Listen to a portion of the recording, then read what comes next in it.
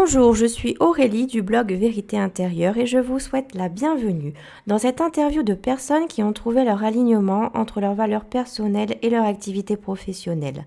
Nous voici ici avec Emmanuel Medico de la Fabrique d'Emma qui promeut les produits Alia Nature.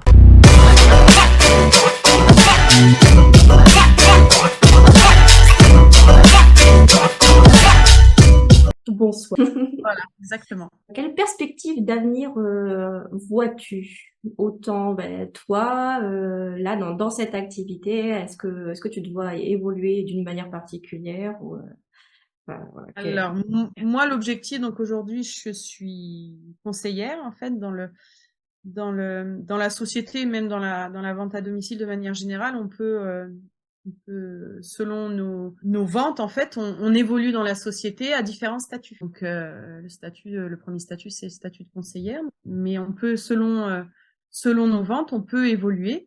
Et moi, l'objectif, très clairement, c'est de construire une équipe, en fait, avec d'autres conseillères, parce qu'on a cette opportunité-là, en fait, chez Alia Nature, moi d'ailleurs, je fais partie d'une équipe, j'ai une marraine voilà, je suis rattachée à elle et je fais partie d'une équipe.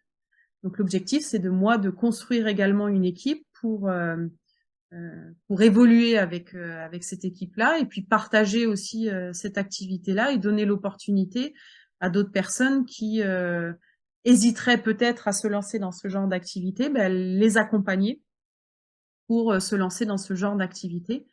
Donc moi, c'est mon objectif aujourd'hui. Et ça rejoint un petit peu ce que je faisais en fait en animation. Moi, en animation, j'étais directrice de structure et je travaillais en équipe. Donc aujourd'hui, je suis contente d'être à mon compte, de travailler seule. Le management d'équipe me plaisait beaucoup. oui. Alors après, c'est un management d'équipe particulier parce que chacune est indépendante. Il n'y a aucun lien de hiérarchie ni quoi que ce soit. Mais c'est un accompagnement et moi, la dynamique d'équipe me plaît beaucoup. Donc l'objectif, c'est ça. L'animation de réseau, quoi. D'accord. Voilà, c'est du marketing de réseau. De toute façon, on est dans du marketing de réseau, dans du relationnel, que ce soit avec les clients, que ce soit avec nos collègues, que ce soit et puis voilà, transmettre ce que moi on m'a transmis aussi parce qu'on m'a transmis beaucoup et ça donne l'envie de transmettre aussi. Bien sûr. Tu m'as dit des perspectives d'évolution, ça rejoint aussi ce que tu souhaites, donc toi, professionnellement, et qu'est-ce que tu souhaiterais, là, c'est vraiment une ouverture très générale, je dirais, pour ta famille et pour la société.